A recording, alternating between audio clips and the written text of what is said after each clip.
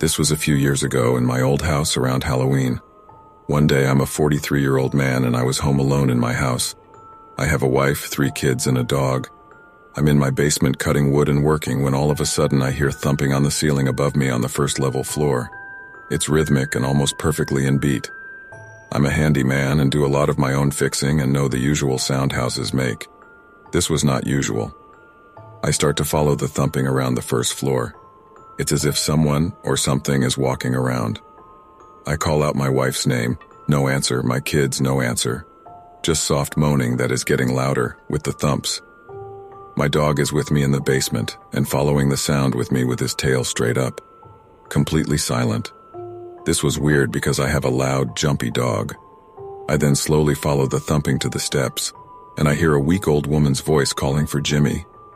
Not my name, but my name does start with a J, over and over. Ignoring my hellos, she keeps walking around my first floor, calling out, moaning and thumping. I grab my dog by the collar, leave out the basement door, and walk around the outside of my house. It is worth noting I've had a lot of weird supernatural things happen in my life, especially around Halloween, but could feel this was different. Very different. I go up to the street and there is a younger couple calling out for someone. Let's say Nancy for the sake of this. I go up to them and say, "Are you Jimmy?" The young guy looks at me and simultaneous relief and confusion crossed his face. He tells me that's his dad's name, but he passed years ago. Turns out Nancy was his mom with some kind of mental issue. She snuck out of their house up the road. Her family lived in my house before we did, I didn't know that, and she was having some kind of episode. Went looking for her husband in her home. Oh, also she has a wooden leg. Don't know the story, but that was the thumping. We got her home safely and I also double-locked my doors from that point on. Creepy encounter while babysitting. G'day everyone. This is something that happened this past Friday while I was babysitting.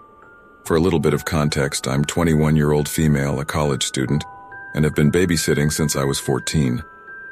I'm not an expert on literally anything. However, over the years, I have learned caution and resilience. At age 15, I took babysitting classes at our youth center, as well as a female self-defense course.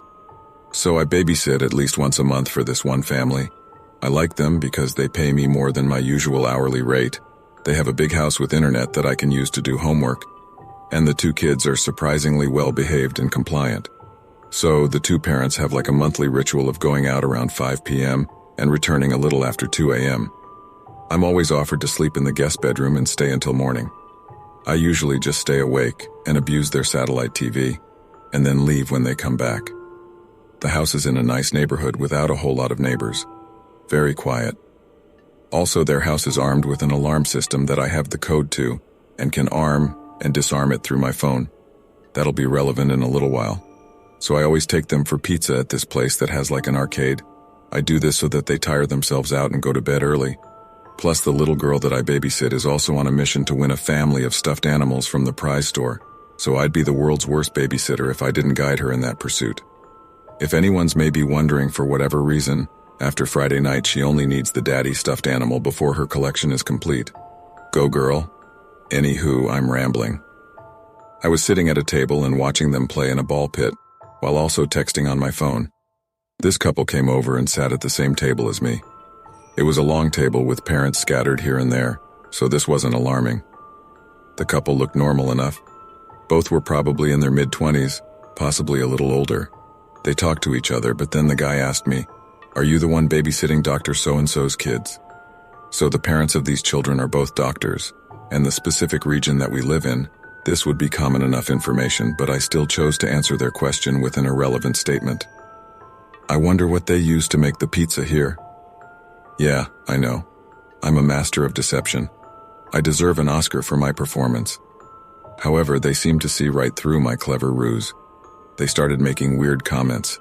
They talked about the kids' parents, they commented on the daughter, and how they wondered if she would look as pretty as their mom. Okay, my dudes, I don't know if that was intended to be creepy, but I'm just going to be safe and pretend that it was. Then the woman says to me, and I quote, "Do they really let you dress like that while watching their kids?" She motioned with her eyes towards my t-shirt, which was admittedly a little tight, though aside from a little bit of a bosom crack, not revealing. I have a thin frame and a large chest. It's 90 degrees in my region of the US right now, so it's not like I can wear a hoodie, and my tits have a Crips and Bloods type relationship with any kind of shirt that has buttons. I saw that as my cue to go and get the kiddos and bring them to get their prizes so that we could bounce.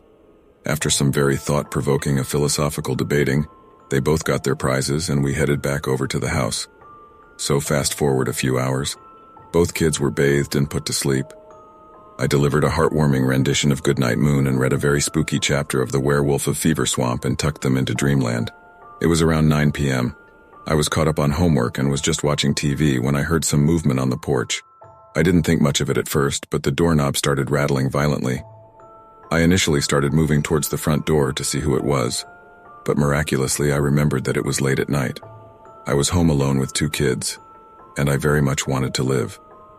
I turned around to grab my purse, which is where I keep my taser. As I'm moving, the back door starts rattling as well, and was accompanied by some banging noises. That's when I remembered that I hadn't enabled the alarm system after returning.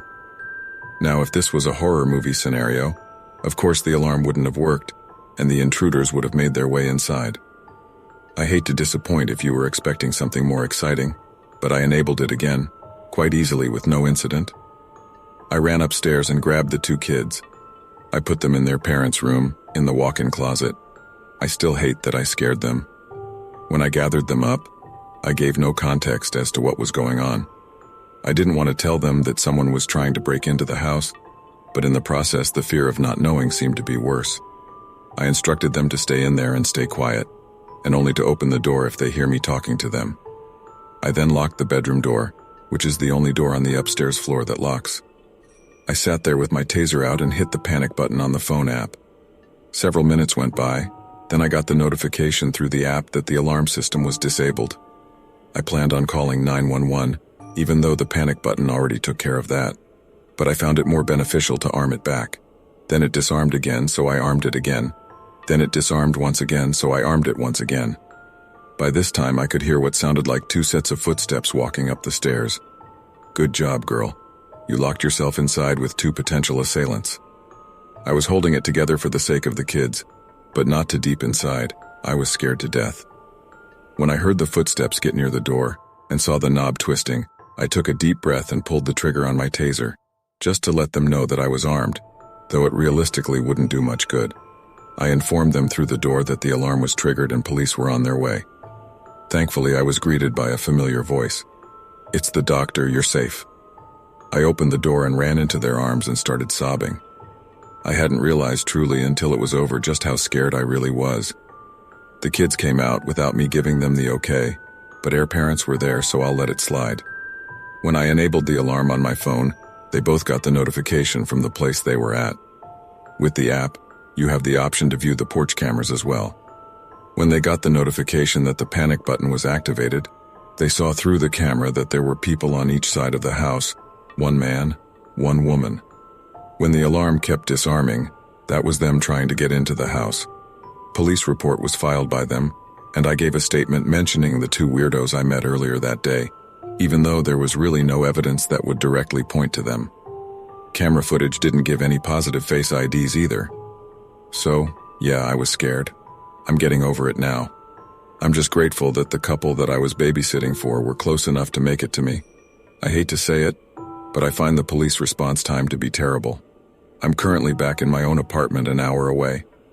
I checked in once to see how the kids were doing, and they're holding up fine. I'm just glad they had proper protection in their home, and that this didn't end up to be any worse. Thank you for joining me. If you enjoyed these stories, please subscribe and hit the like button.